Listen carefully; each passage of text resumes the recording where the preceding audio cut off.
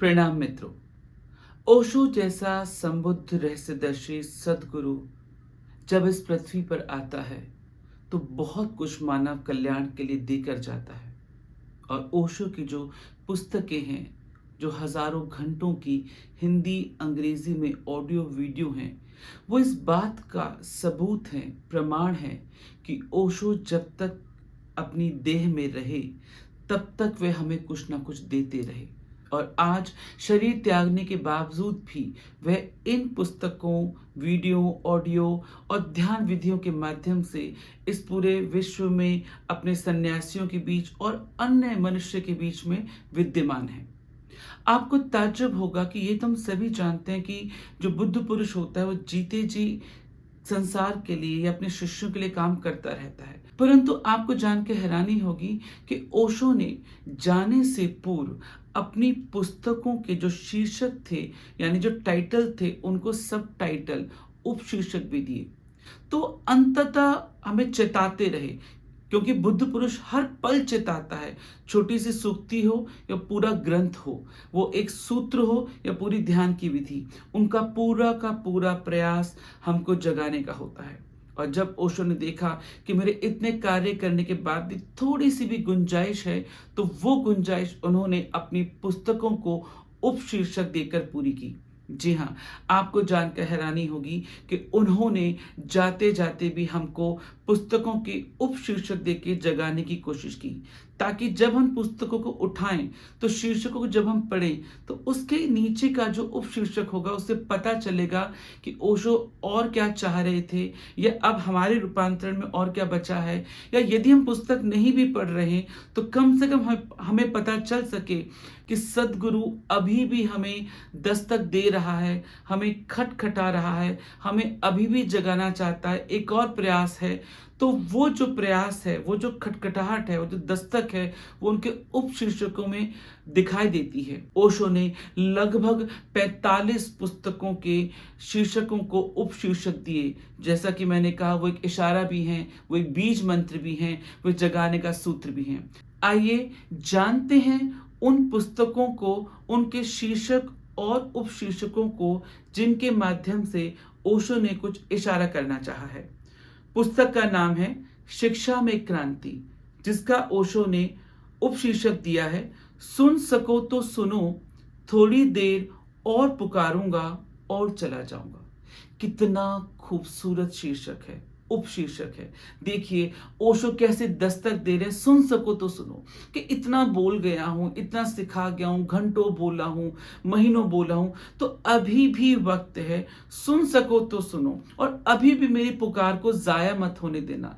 तो जब ओशो जैसा संबुद्ध रहस्यदर्शी सद्गुरु ये लिखता है तो आप समझ सकते हैं वो क्या चोट कर रहा है, किस तरफ इशारा कर रहा है। और वो देख रहा है हमारी हालत को कि इतना करने के बाद भी कुछ नहीं घट रहा, या नाम का घट रहा है, तो कह रहे हैं कि थोड़ी देर और पुकारूंगा और चला जाऊंगा। तो मित्रों, अभी भी जागिए और इस उपशीर्षक को समझिए।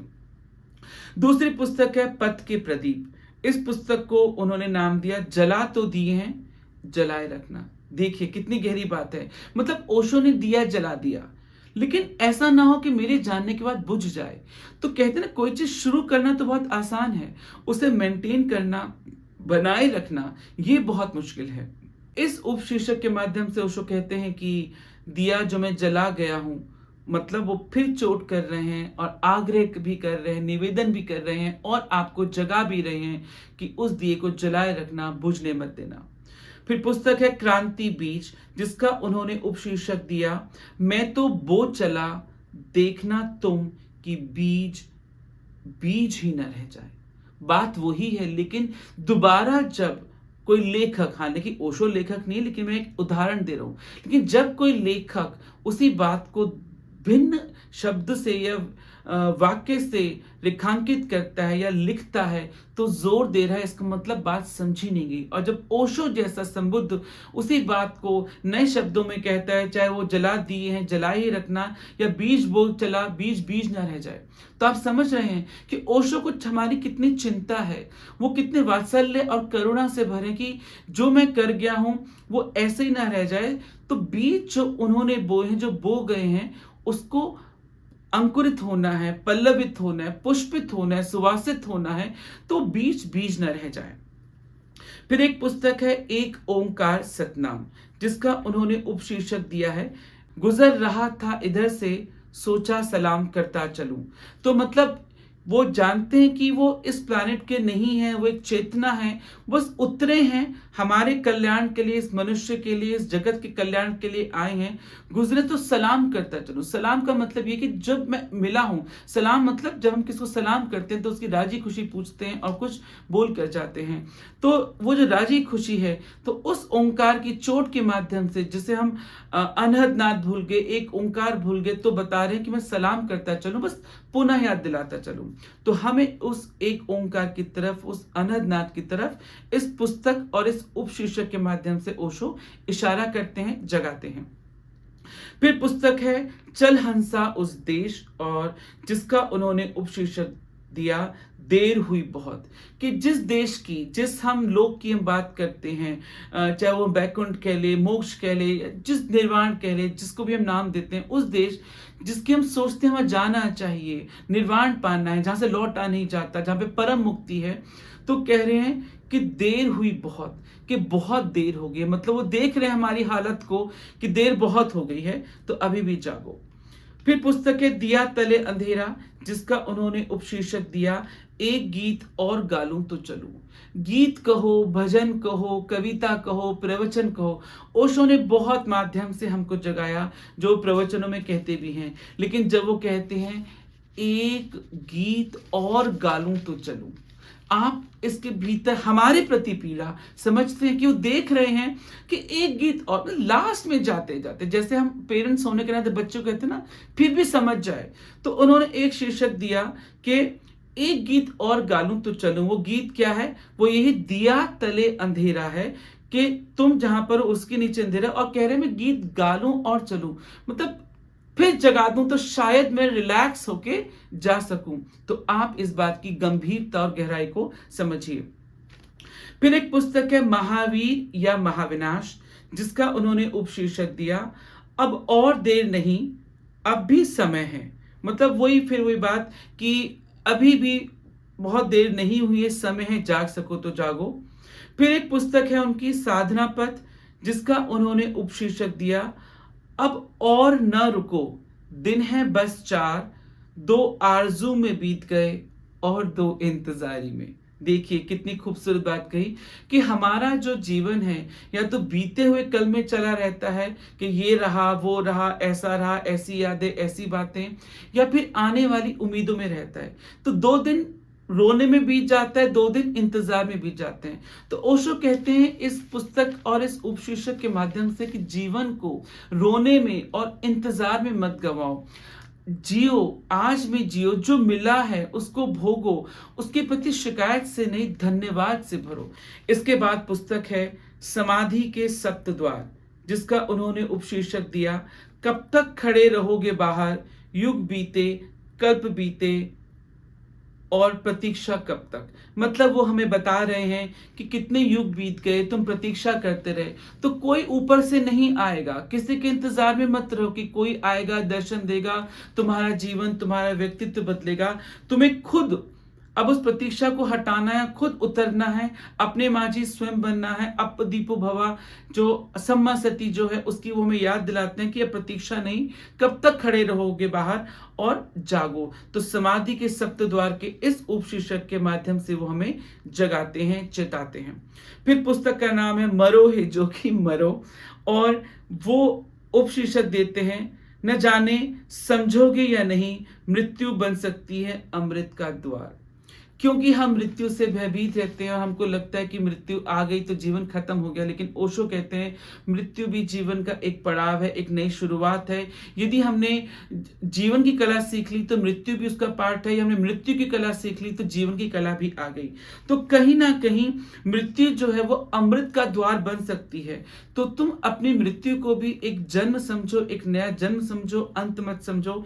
इसके माध्यम से वो हमें जगाते हैं और इसको हमें उपशीर्षक देकर जाते हैं। फिर पुस्तक है नेति नेति, उसका उपशीर्षक है कहूं तो किससे कहूं, सुनता कौन है। और देखिए वो अपनी पीड़ा, मतलब पीड़ा का मतलब दर्द भरी नहीं, जिसे हम कहते हैं ना कि करुणावश चिंतित है, जैसे एक गुरु, एक पिता अपने बच्चों के लिए चिंतित है, तो उस स्वर में वो कहते हैं, कहूं तो किससे, यहाँ सुनता कौन है। तो उनको लग रहा है कि इतना सुनाया है, इतना बोला है, मौन भी रहकर देखा, ध्यान विधियां भी दी, लेकिन अभी भी कुछ बाकी है, तो अभी भी आप जाग सकते हैं तो जागे। फिर पुस्तक है बहु तेरे हैं घाट, उपशीर्षक है मगर उतरो तो सही। ये भी देखिए, मतलब कितना कुछ विविध बिखरा पड़ा है घाट, लेकिन तुम उतरने की कोशिश तो करो, लेकिन तुम उतरते नहीं, तो फिर जगा रहे हैं। मैं कहता आंख देखी, पुस्तक का नाम, और उपशीर्षक दिया अंधों की बस्ती है और रोशनी बेचता हूं। फिर वो इशारा करते हैं कहीं ना कहीं कि इतना काम करने के बाद भी उन्हें लगता है कि लोग अंधे हैं, सोए हुए हैं, और मैं रोशनी बेच रहा हूं। वो फिर जगाते हैं। पद घुंघरू बांध, पुस्तक का नाम, और उन्होंने उपशीर्षक दिया मीरा दीवानी पर चर्चा सुहानी। यानी मीरा जो भक्ति का प्रतीक थी, जिसे लोगों ने बस यूं ही समझ के छोड़ दिया, वो याद दिलाते हैं कि उसकी जो चर्चा है वो सुहानी है, वो दीवानी है, वो दीवानगी हमारे भीतर भी हो। न कानों सुना न आंखों देखा, पुस्तक का नाम, और उपशीर्षक दिया कबीर और फरीद साथ साथ, क्योंकि ये दोनों ही अलग तल के जो गुरु रहे, संत रहे, उनको उन्होंने साथ साथ खड़े करके हमें फिर जगाने की कोशिश की कि हमें इनसे कुछ सीखना चाहिए। न कानों सुना न आंखों देखा, यानी कुछ ऐसा जो इन सबसे भी परे है, तो वो फिर जगा गए। कहे कबीर दीवाना, पुस्तक का नाम, और उन्होंने उपशीर्षक दिया दीवाने कबीर पर थोड़ी दीवानगी और। यानी हमने कबीर को दीवाना कह के संबोधित तो कर दिया, लेकिन अभी भी कुछ है, यानी कबीर के गुदड़ी में या उनके पोथियों में, उनके दोहों में बहुत कुछ है जो अभी नहीं समझा गया है। तो थोड़ा सा हमें और समझना चाहिए, क्योंकि उस ढंग से हमने नहीं समझा, तो हमें चेताते हैं कि हमें उनको समझना चाहिए, और जिस ओर कबीर इशारा करते हैं वो हमें उस ओर जाना चाहिए। पुस्तक है झुक आई बदरिया सावन की, ये पुस्तिका है, बुकलेट के फॉर्म में है, और उसको उन्होंने नाम दिया प्यासी धरती मीरा जी भर कर बरसी। और एक और पुस्तक है जीवन ही है प्रभु, जिसको उन्होंने उपशीर्षक दिया और न खोजना कहीं। यानी वो कहते हैं कि मैं कहता रहा हूं कि जीवन ही है प्रभु, अभी भी शायद तुम संभावना है कहीं तुम बाहर खोजोगे, लेकिन वो फिर लिख गए और न खोजना कहीं, यानी बाहर नहीं है, वो तुम खुद हो, खुद के भीतर है, उस भगवत्ता को उपलब्ध हो, ये वो समझाते हैं। दिया जले सारी रात, पुस्तक का नाम है बिन बाती बिन तेल। तो एक दिया तो जो जलता ही है, शरीर जो जल रहा है, जो चुक रहा है धीरे धीरे, लेकिन उसके भीतर की जो आत्मा है, जिसे कहते हैं ना बिन बाती बिन तेल, ऐसे भी कोई जलता है। और वो जो बिन बाती बिन तेल है, वो जो खबर है उस शून्य की, उस तरफ वो हमें जगाते हैं। और आप देखिए कितनी बारीकी से हमें जगाते हैं इस उपशीर्षक के माध्यम से। फिर उन्होंने पुस्तक है भक्ति सूत्र नाम दिया महर्षि नारद पर प्रीति प्रवचन, और एक पुस्तक है भज गोविंदम मूर्ते, जिसका उन्होंने उपशीर्षक दिया आओ देखें लौट कर एक बार। अष्टावक्र महागीता पुस्तक को उन्होंने उपशीर्षक दिया युग बीते पर सत्य न बीता, सब हारा पर सत्य न हारा। कि जीवन में सत्य बहुत बड़ी चीज है, सत्य कभी नहीं हारता, और सत्य वास्तव में वही सत्य जो हारता नहीं, जो हार जाए वो सत्य नहीं होता। तो फिर हमारे भीतर का जो सत्य है, इस अस्तित्व का जो सत्य है, उसके प्रति उन्होंने हमें जगाया। पुस्तक है देख कबीरा रोया, और इसको उन्होंने उपशीर्षक दिया प्रश्न है जो सुलझते ही नहीं, सुलझाए कोई तो पुरस्कार है सूली। तो उन्होंने बताया जो सुकरात के साथ हुआ, या यूं कहो बड़े बड़े बुद्धों के साथ हो, जब भी किसी ने जगाया, उन जगाने वालों को जहर दिया गया, उनको फांसी दी गई, उनको सूली दी गई। तो बताते हैं कि तुम जिस पथ पे चलोगे वो कष्टपूर्ण तो है, तुम्हें सूली ही मिलेगी, लेकिन इस डर से, इस भय से तुम्हें सत्य का साथ नहीं छोड़ना, जागने का साथ नहीं छोड़ना, जागना है। तो बता रहे हैं कि इस पथ पर चलोगे तो पुरस्कार के रूप में सूली मिलती है, लेकिन तुम्हें घबराना नहीं है। एक पुस्तक है ध्यान सूत्र, जिसका उन्होंने उपशीर्षक दिया ध्यान है तो सब है, ध्यान नहीं तो कुछ भी नहीं। यूं तो ध्यान सूत्र में ध्यान की विधियां और अनेक सूत्रों और ध्यान के प्रवचन भी हैं, तो वो जगा रहे हैं कि एक सेंटेंस में ध्यान है तो सब कुछ है। कितनी भी धन है, दौलत है, प्रेमी प्रेमिका है, आपके हिसाब से गाड़ी बंगले है, लेकिन वो सब मैटर नहीं करता। लेकिन ध्यान है तो सब कुछ है, ध्यान नहीं तो कुछ नहीं। उन्होंने हमें फिर जगा दिया। अगली पुस्तक है एक एक कदम, पुस्तक का नाम है, और उन्होंने उपशीर्षक दिया है वैज्ञानिक चिंतन और धर्म इस पुस्तक को। एक पुस्तक है घूंघट के पटखोल, ये एक पुस्तिका है, बुकलेट है, जिसको उन्होंने दोबारा से नाम या उपशीर्षक उन्होंने दिया है कबीर गाए गुनगुनाए बार बार। एक पुस्तक है बिन घन परत फुहार, और इस पुस्तक को उन्होंने उपशीर्षक दिया है प्यासे हैं और पीते भी नहीं। देखिए कि हम जो मनुष्य हमेशा शिकायत से भरे, ऐसा नहीं है, वैसा नहीं है, ये किस्मत, वो परमात्मा, भगवान ने ये नहीं किया, वो नहीं किया, ये लूट लिया, ये छीन लिया, या ऐसा मिल जाए, वैसा मिल जाए, मोक्ष मिल जाए, निर्वाण मिल जाए, शांति मिल जाए, तो प्यासे हैं, पीते भी नहीं। लेकिन जो फुहार बरस रही है, जो अमृत बरस रहा है, जो चारों तरफ मौजूद है, हम उसकी सुध नहीं लेते और हम नहीं जागते। तो कितनी अच्छी बात वो लिख कर गए हैं, प्यासे हैं और पीते भी नहीं। ये सारे उपशीर्षक हम सबको जगाते हैं, चिताते हैं, इशारा करते हैं। चेती सके तो चेती पुस्तक का नाम है, और उपशीर्षक है आस्था के चरण। जिन खोजा तिन पाया पुस्तक, और उपशीर्षक है गहरे पानी पैठ। एक और पुस्तक है कहे कबीर में पूरा पाया, पुस्तक का नाम है, और उपशीर्षक है कबीर की मादकता पर थोड़ी मादकता और। फिर एक पुस्तक है कैवल्य उपनिषद, और इसका उपशीर्षक है जो पास ही है उसे कहाँ दूर खोजने चले हो। फिर एक और इशारा कि वो कोई दूर नहीं है, कोई बाहर नहीं है जो तुम बाहर ढूंढने चले हो, तुम्हें अंततः अपने भीतर आना है। वो कहीं ऊपर नहीं बैठा, बाहर नहीं, आपके भीतर ही है। एक पुस्तक है केनोपनिषद, और उसका उपशीर्षक है प्रश्न है बहुत पर उत्तर है एक। तो ये भी एक और इशारा है कि जब हम हर बात का उत्तर ढूंढ रहे हैं, हर बात का सोचते इसके लिए कुछ और होगा, तो हमें भटकना नहीं है। अंततः मार्ग बेशक कितने भी हो, उत्तर उसका एक ही है, निवारण उसका एक ही है, मंजिल उसकी एक ही है। तो तुम्हारी जितनी भी समस्याएं हैं उनका उत्तर एक ही है। उन्होंने फिर जगाया। पुस्तक है मेरा स्वर्णिम भारत, और इसका उन्होंने उपशीर्षक दिया है जो कभी सच था और अब सपना भी नहीं।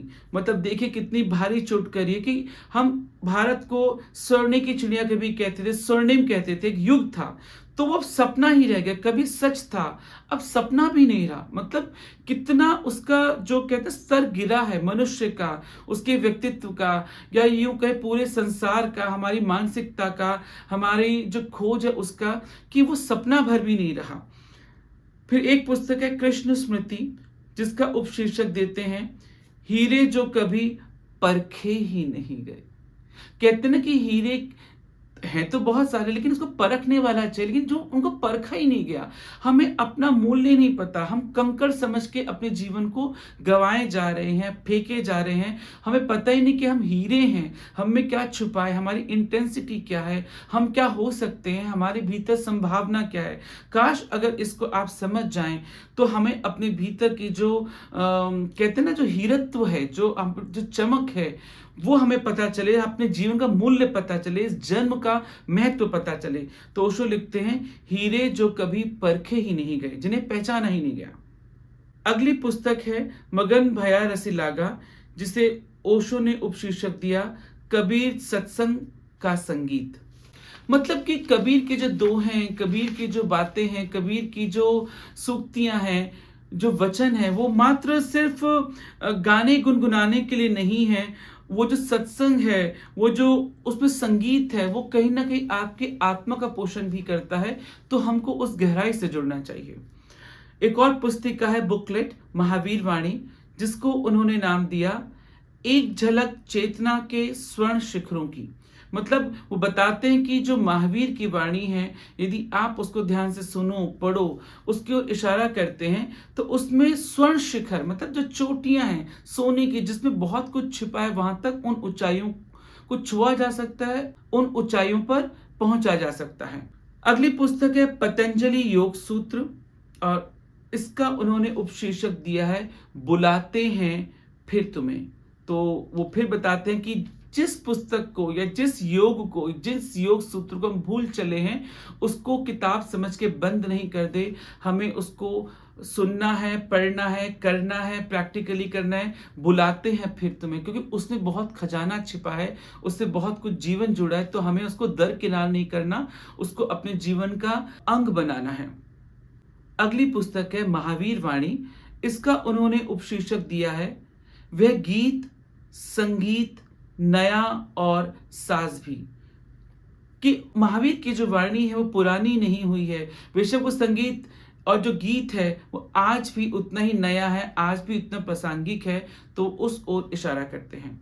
फिर एक पुस्तक है भारत के जलते प्रश्न, और इसको उन्होंने उपशीर्षक दिया स्वर्ण पाखी था जो कभी, और अब है भिखारी जगत का। सोचिए कहां इशारा कर रहे हैं कि कभी जो स्वर्ण पाखी था, सोनों के पंखों वाला था, और अब भिखारी इस जगत का। अब वो मांग रहा है, और क्या मांग रहा है, किस टाइप की चीज मांग रहा है? गाड़ी, बंगला, देह, छोटे छोटे नालों जैसी भूख, वैसी उनकी प्यास, धन दौलत। तो उस टाइप की प्यास के पीछे पड़ गया इंसान, जो प्यास कभी बुझती नहीं और बढ़ाती ही है और बढ़ती ही है, और जो हमें और नरक में गलत जगह लेके जाती है, हमारा कहीं ना कहीं हनन करती है, हमको नकारात्मक करती है, हमको सृजनात्मक नहीं करती, हमको विस्तार नहीं देती। तो कहीं ना कहीं भिखारीपना जैसे मांग रहे हैं, तो जो हमारी मूल संपदा थी, जो हमारी एसेट थी, वो हम भूल गए हैं। तो कहते हैं स्वर्ण पाखी था कभी, स्वर्ण पाखी था जो कभी, और अब है भिखारी जगत का। तो देखिए कितनी अच्छी बात कही। फिर जो पुस्तक है जिन सूत्र, इसका उन्होंने उपशीर्षक दिया महावीर क्या आए जीवन में हजारों हजारों बहारें आ गईं। तो अगेन वो महावीर और महावीर की देशना की तरफ हमारा ध्यान आकर्षित करते हैं, जो उन्होंने दिया है उस तरफ हम ध्यान दें और अपने जीवन को रूपांतरित करें। पुस्तक है सहज योग। इस पुस्तक को उन्होंने उपशीर्षक दिया है जो तुम सोच रहे हो वह अभी है और यहीं, और तुम भटक आए न जाने कहां कहां। तो जो ओशो का एक मेन सूत्र है हेयर एंड नाउ, अभी और यहीं, तो वह बताते हैं कि जो भी तुम ढूंढ रहे हो वो कहीं बाहर नहीं है और कहीं बाद में नहीं है, कल आने वाले कल में नहीं कि कल कर लेंगे। तो आज है, अभी है और यही है, और तुम न जाने कब से भटक रहे हो। भटकने का इशारा सिर्फ इसी साल या इस जन्म से नहीं है, युगों से भी है और जन्मों से भी है। तो हमारा ध्यान उस ओर आकर्षित करते हैं। अगली पुस्तक है संभोग से समाधि की ओर, और इस पुस्तक को वो नाम देते हैं जीवन ऊर्जा रूपांतरण का विज्ञान। क्योंकि कहीं ना कहीं पुस्तक तो यही थी, और जब उन्होंने देखा लोग संभोग पे अटक गए, समाधि को जोड़ के लोग गलत समझ रहे हैं, कुछ समझ वो नहीं पाए जो ओशो कहना चाह रहे थे, तो उनको वाकई कहीं लगा कि ठीक समझा नहीं गया, या बात कुछ की कुछ हो गई। ओशो ने तो ठीक कहा, लेकिन ओशो ने फिर उसको एक उपशीर्षक दिया ताकि तुम समझ सको कि संभोग जिसे मैं कह रहा हूं और जिसे मैं समाधि से जोड़ रहा हूं वो एग्जैक्टली है क्या, जिसे तुम कुछ और समझ बैठे हो। तो इसलिए जाते जाते भी वो उपशीर्षक दे गए और कह गए जीवन ऊर्जा रूपांतरण का विज्ञान। फिर एक और पुस्तक है सर्वसार उपनिषद, जिसका उन्होंने उपशीर्षक दिया स्वर्ण मंदिर उभर आए जो लौटकर पीछे देखा कभी। मतलब हल्का सा पीछा देखने की जरूरत है। हमारे अतीत में, हमारे पूर्व में बहुत सारी चीजें ऐसी सुंदर हैं, हम उस संपदा को खो रहे हैं, हम उस चीज की तरफ पीठ करके बैठ गए हैं। हम आगे बढ़ रहे हैं, अच्छी बात है, लेकिन उस आगे बढ़ने में जो कंपटीशन है, जो प्रतिस्पर्धा है, जो भूख है, जो संसार की तरफ हो गई, उससे हम अपनी जो पीछे की जो चीज थी, जो स्वर्ण मंदिर था, चमकता हुआ ज्ञान कह लो या सब कुछ था, उस चीज को हम पीछे छोड़ आए हैं और अब हमें उस तरफ लौटकर देखना चाहिए, उसकी सुध लेनी चाहिए। फिर पुस्तक है शिव सूत्र और इस पुस्तक को उन्होंने उपशीर्षक दिया है बीत गया स्वर्ण युग, रह गई स्वर्ण धूलि शेष। जैसे जब गाय चलती है और चल के चली जाती है तो धूल रह जाती है और उस धूल में कुछ भी रास्ता नहीं दिखता कि यहाँ से कौन आया था, कौन निकल गया।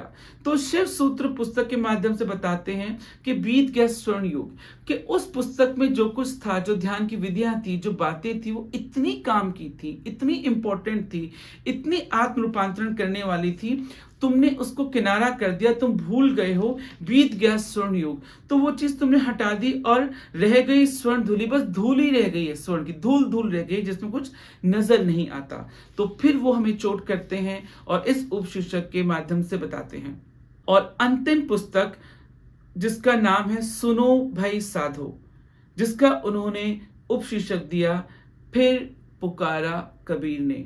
तो साधो के माध्यम से, कबीर के माध्यम से बताते हैं कि तुम्हें समय असमय संत आते रहते हैं, पुकारते हैं, फिर वो कोई भी हो, महापुरुष आएंगे तुम्हें पुकारेंगे।